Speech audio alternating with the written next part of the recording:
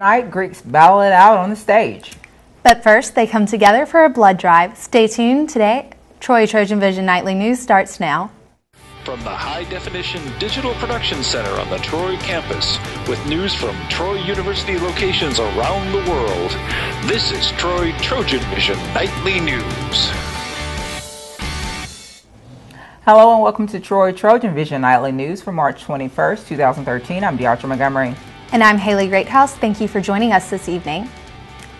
This is Troy University's Greek Week, and the week-long competition between fraternities and sororities can get a little heated at times, but usually no blood is spilled. However, yesterday the Greeks rolled up their sleeves to give a little blood for a competition and a good cause. On Wednesday, signs lined the hallways of the Trojan Center, pointing students in the right direction to give blood. But unlike a normal blood drive, this one had a hint of competition. I'm here to donate blood for the Red Cross and also for Greek Week. It's something that I like to continuously do, so just one more chance to do it. I'm here to give blood for Greek Week and to help save the community. This event is held annually as a part of Greek Week, and some students say giving blood is a way for them to give back to the community. Imagine if you were in a traumatic experience and you needed blood. There's a shortage everywhere. It's one of those things that there's always going to be a demand for.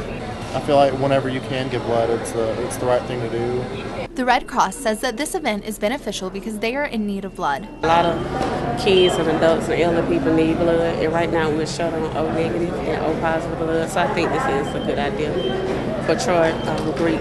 The Greek community feels that the fact that the blood drive is a competition will help bring in more students. Since it is Greek Week, a lot more people are going to want to come out and compete against each other, and I think that's a good factor into why people would want to give blood. I told the majority of my friends, if you can, go do it. Unless you're going to pass out, unless you're going to be sick, unless they won't let you, I don't see why you should.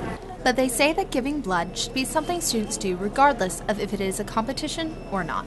You never know who may need blood in the near future, and just because it's Greek Week, that shouldn't be the main excuse why you want to give blood. You should want to give blood to help out your fellow human being. The next Greek Week competition will be the Greek Games Sunday at 2 on Sorority Hill.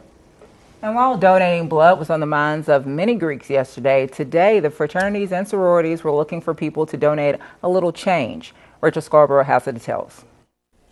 Troy University Greeks are at war. The fraternities and sororities are teamed up to see who can get the most quarters in the first Quarter Wars competition. Well, Quarter Wars is when each of the Greek fraternities and sororities come together and we compete against each other. We throw quarters in your bucket that you prefer, and at the end of the week, Quarter Wars usually comes out to be one of the big main decisions. In the past, Greek Week has held penny wars, so why did they change it to Quarter Wars? It's a lot easier on banks, so the banks have asked us to do away with that, the penny wars. So, if you take a roll of quarters up there, they can exchange that for money. Quarters help the teams build up points, but what can make them lose points but not money?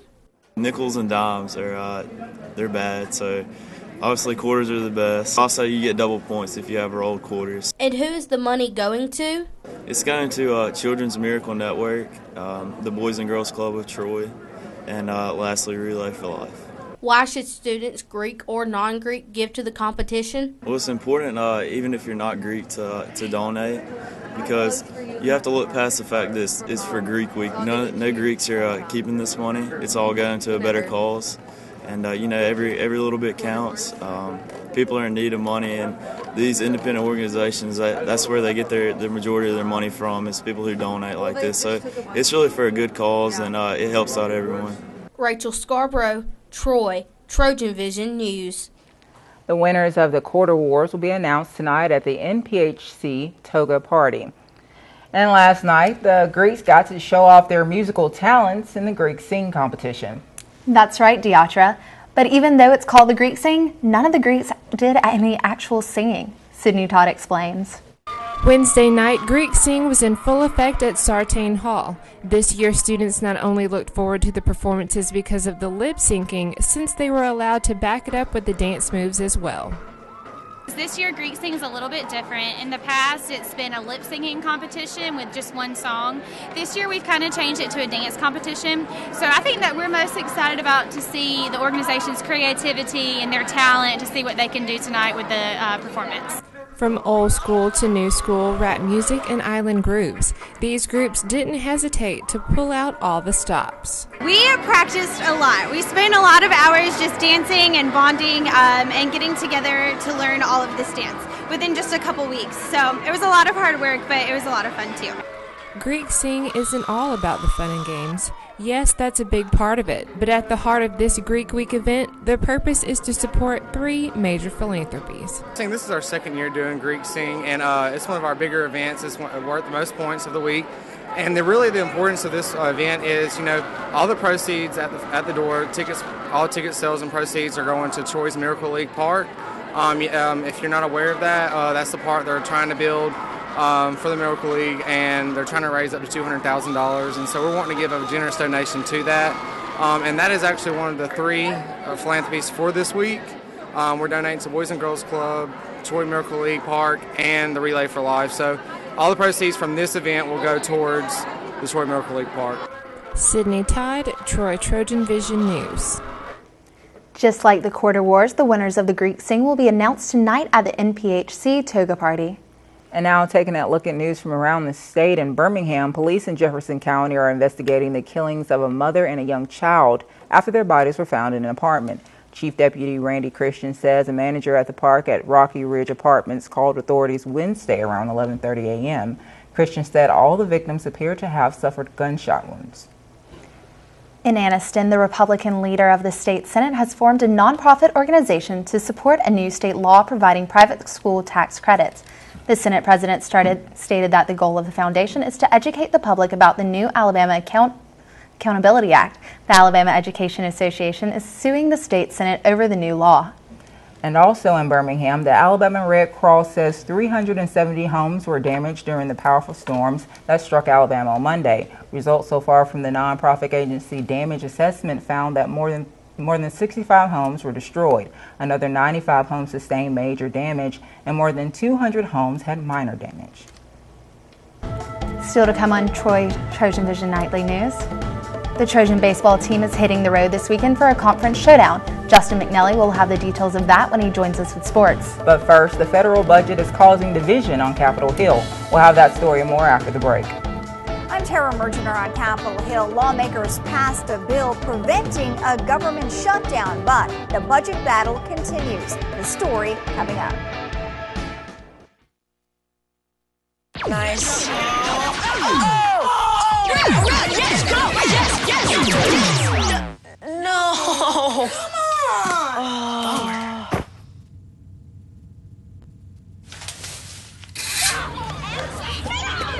Oops. Yeah, sure. Let's go. Let's go. Moms everywhere are finding ways to keep kids active and healthy. Works every time. Get ideas, get involved, get going at letsmove.gov. I was looking for something that if I had to take online, I could still take it, but I wanted that personal touch that Troy offers. I needed to be able to work around my schedule because I still support my family full time, and I needed to be able to be flexible, and Troy met those needs. On campus or online, Troy offers you an extraordinary education with the flexibility you need. Troy University. It's all you need to know. My name is Jeremy. I am a criminal justice major with Homeland Security. I needed to reinvent myself, and I chose Troy. From the high-definition digital production studios of Troy University, you're watching the award-winning Troy TrojanVision Nightly News. Across the nation and around the world, we'll go to Haley Greathouse at the Global News Desk. Haley. Thanks, Tiatra. A bill to prevent a government shutdown is on its way to the president's desk. The House signed the legislation that will keep the government funded for the next several months, but Republicans and Democrats are still far apart on a bigger budget deal. Tara Mergener reports from Capitol Hill.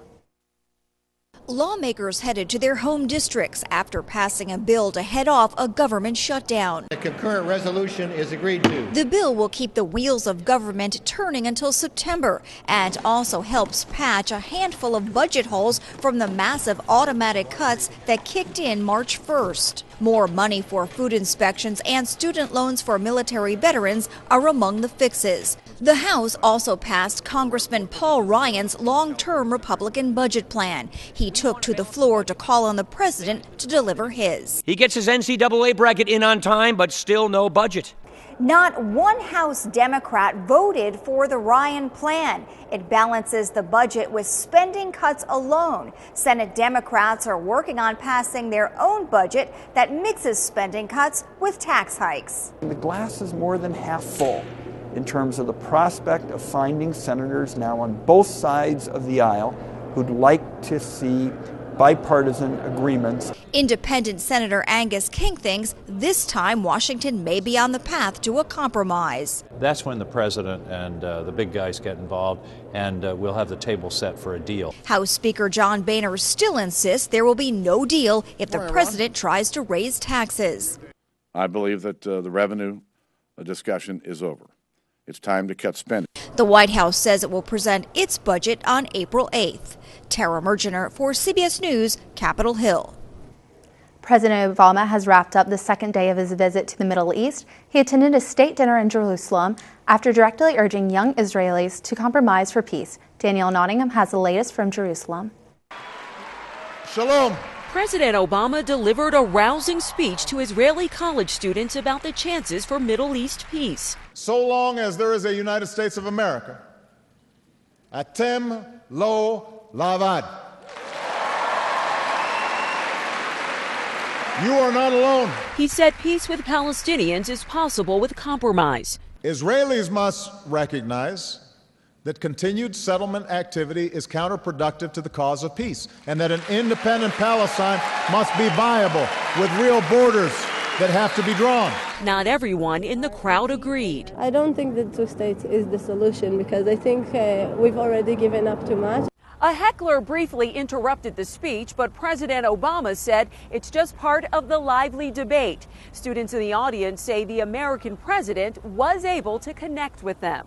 He completely reached out to me, like as a young person who lives in Israel, and I think he has very good intentions.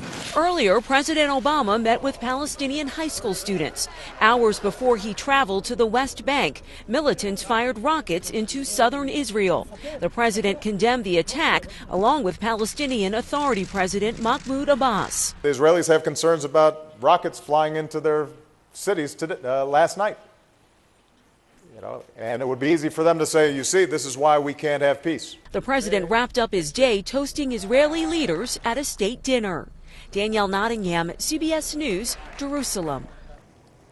Researchers presented that 3 new studies about salt at the American Heart Association meeting today. The first shows that most packaged food for toddlers contains more than the recommended amount.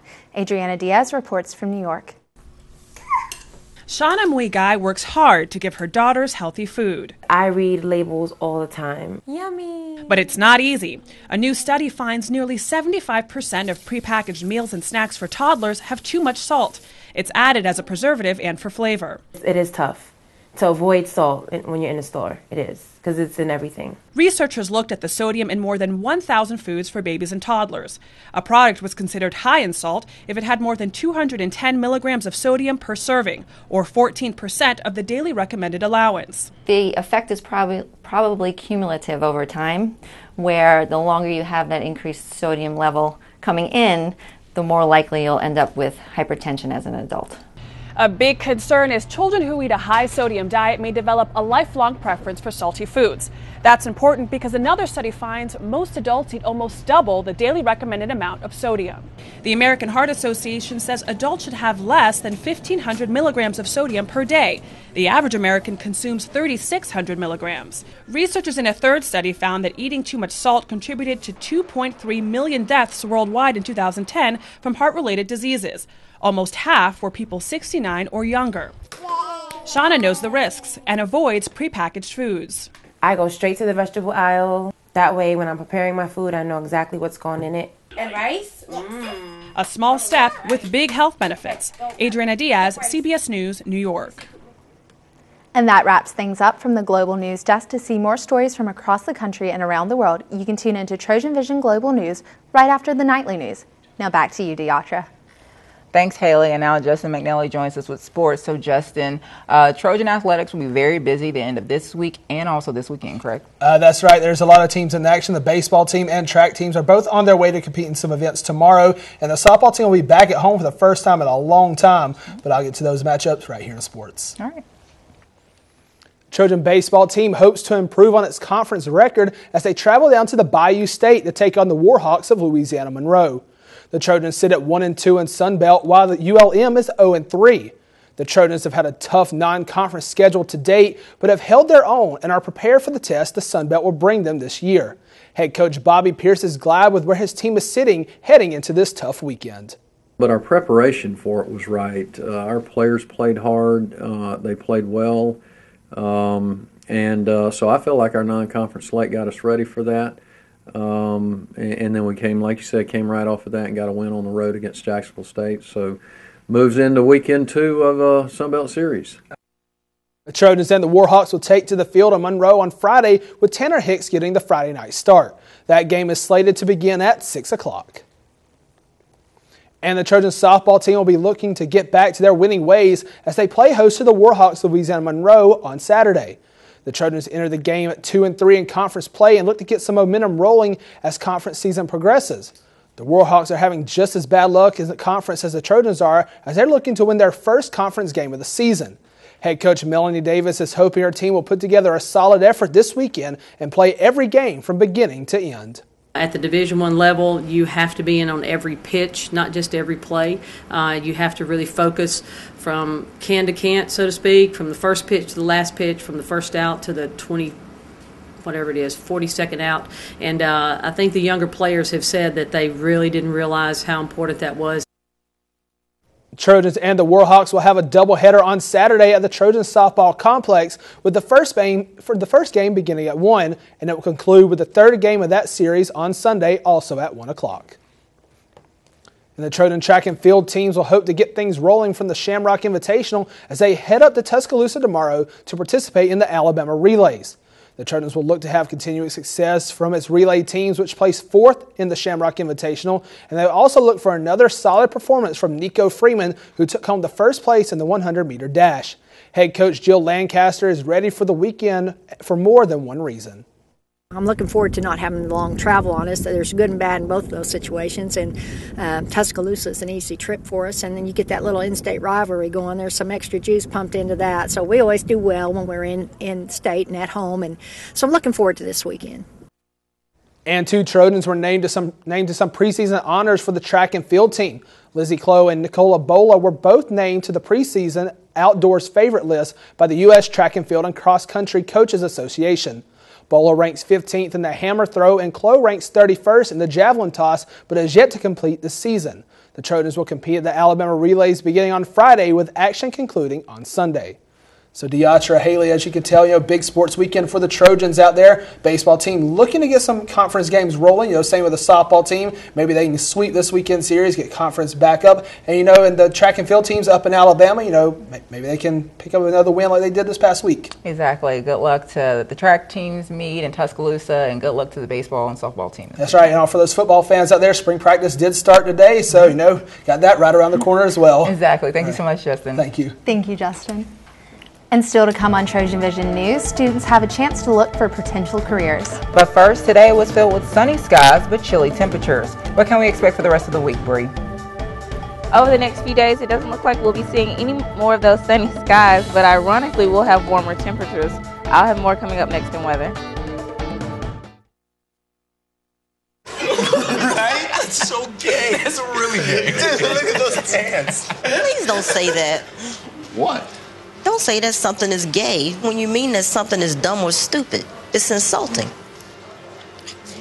It's like if I thought this pepper shaker was stupid and I said, man, this pepper shaker is so 16-year-old boy with a cheesy mustache. Just saying. When you say that's so gay, do you realize what you say? Knock it off. I would tell anybody, if you're getting your master's, I would start with Troy first. It's easy. You can take classes online, you take them on ground. Because being a full-time mom, full-time dad, and working full-time with Troy, it was just perfect. It worked for us. On campus or online, Troy offers you an extraordinary education with the flexibility you need. Troy University. It's all you need to know. We both earned our masters in public administration, and I choose Troy. We choose Troy. That's right, we choose Troy. From the high-definition digital production studios of Troy University, you're watching the award-winning TrojanVision Nightly News.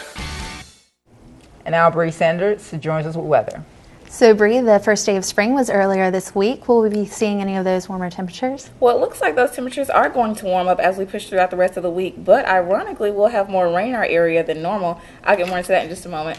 First, we'll take a look at our current conditions. Right now, we have sunny skies in our area, temperatures at 60 degrees, dew points at 15 degrees, humidity at 17%, barometers at 29.94 inches and steady.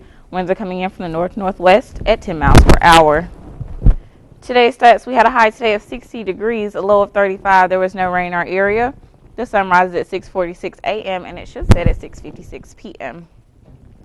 Temperatures around the state. Overall, we still have those warm temperatures lingering in our state. Mobile coming in at 63, Huntsville at 48, Montgomery at 57, Birmingham at 51, Troy at 60, Phoenix City at 58, and Dothan at 63. Temperatures around the southeast on average in the northern part of our state here in the Birmingham area, we're at about 49 degrees, and as we move throughout the rest of the southeast, those temperatures increase significantly into about the mid to upper 50s right there in South Carolina.